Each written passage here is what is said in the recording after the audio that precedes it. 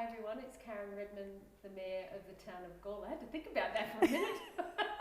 How are we? I hope everyone's having a really lovely day. I'm here in the beautiful reading room, or the ante-room as it's called, the original library, subscription library of the Gawler Institute. And it's my pleasure here today to welcome Chiah Mayne. Chiah is our manager of our libraries here at the town of Gawler, and we are talking about customer service. So, welcome, Chiah. Thank you for having me. So in my role at the town of Gawler, I look after both the library and the customer service team, and we have a rather important document coming up to council in July this month. It is the customer service strategy, and it basically just enshrines our aims at achieving excellent customer service. That's really the core of everything we do here at council. I know that it can be easy to think of customer service as just the counter where you go to pay your rates or pay your infringements or go to register your dogs, but we serve a whole range of community members at all of our centres, at all of our levels, in all of our business units, and enshrining good customer service is really important across the whole organisation. So, having a strategy is a really lovely thing, but why? And you've said it's really important, but I'm going to try and tease out why. I mean, I'm a real passionate lover of local government and communities and all that stuff. But what does it mean for you and the people you work with and the community that you come across? I think one thing about the people who work here at Gawler is that we are incredibly community focused.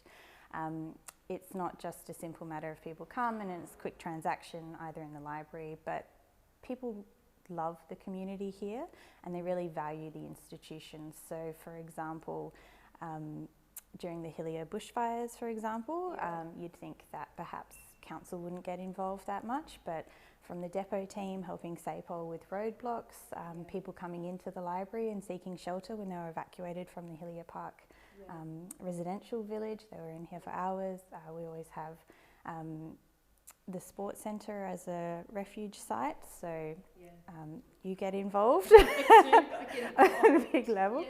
Nearly every department in council is affected by that, and we all gear up and sort of provide community service, but it's a customer service as well. Some amazing, beautiful acts of kindness with that example, the Hillier fire, which certainly there were lots of fires at that time.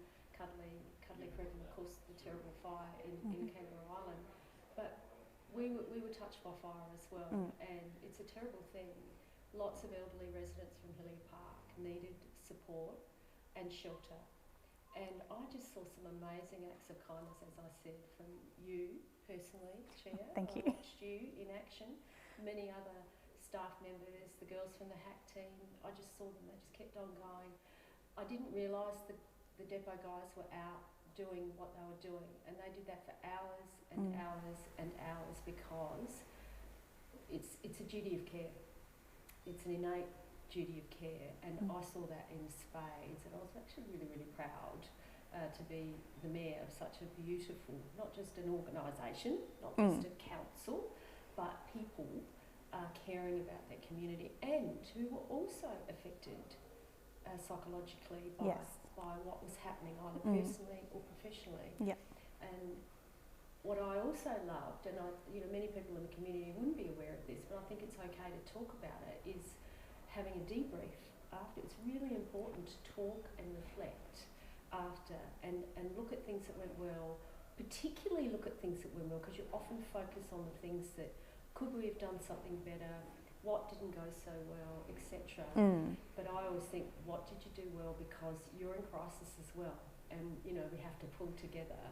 And I always get very impressed when I see this particular organisation in action during a crisis, and we've had a few. We have had a few.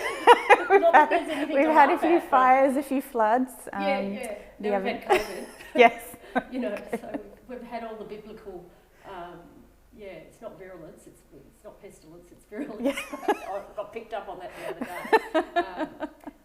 day. So it does make you quite resilient, but we do have to look after ourselves. So with customer service, getting back to that, how do the staff look after each other when perhaps you don't have a good experience with a customer? How do you support each other in that? It's one thing with customer service. Not every experience is going to be fantastic, Yeah. but it is about system in place. It's the colleagues that you work with, it's the people that you interact with, and who in the moment might come there to support you, or immediately after you can do the debrief with, which is very important, because otherwise you can think about it all day or for the rest of the week.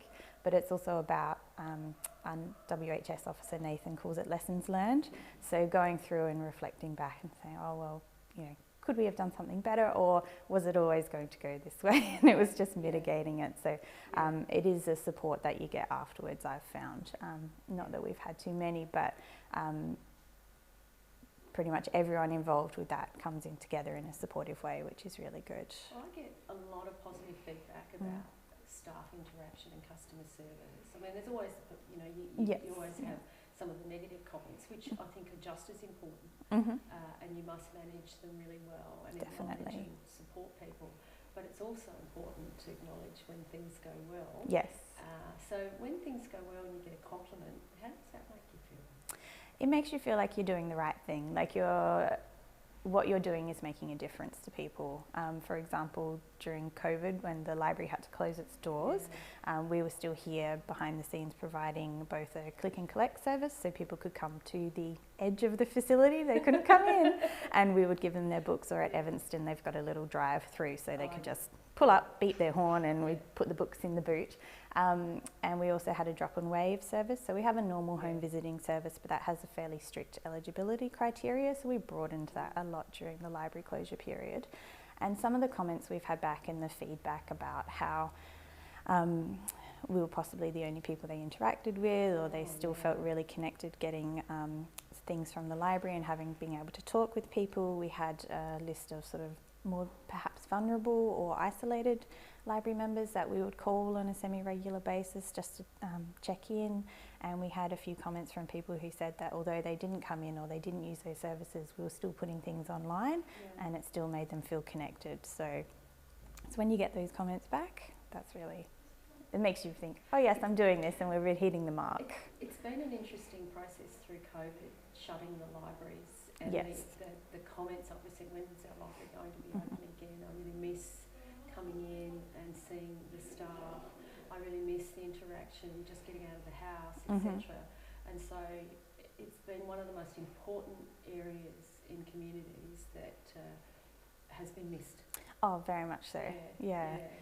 It's amazing the things that perhaps you think aren't quite as important, but we didn't have newspapers when we first reopened again because they were harder to clean. We couldn't figure out, we weren't sure what the case numbers would be, and the people that missed just coming in and sitting down and reading the paper for a quick half an hour, or we're one of the few places where you can come in, you don't have to buy anything, there's no cost to entry, and you can stay as long as you like. So people that just came and they just sat in all day studying or reading or working on their own things. And I think being thankful for these beautiful spaces and, and the people that are in them, that when they're not there, you realise it. And I think one of the things, hopefully, that we all learn is being grateful for what we have and enjoying what's right in front of us and what's right around us.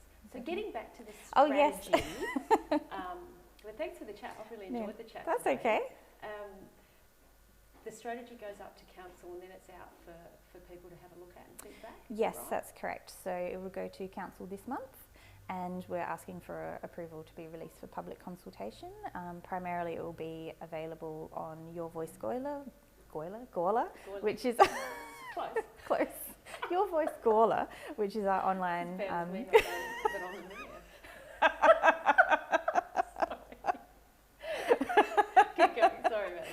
online consultation platform, but we'll also have hard copies available in all of our customer service points. So that's the customer service counter at the admin centre, both of the libraries, the sports centre, the VIC, and there'll be hard copy surveys available as well if people want to fill it in that way. So you've got your online and hard copy version. So that's great. Yeah. So it'd be good to hear and see what people feedback. Definitely. If you have something to say about customer service, have a look at the documents. Hopefully we've got it right. If you think it can be improved, please let us know. As Chiah said, there's many different ways you can feedback. So we all look forward to the feedback. But thank you, Chiah, for coming along today. Thank you for having me. That's all right. And have a great day, everyone.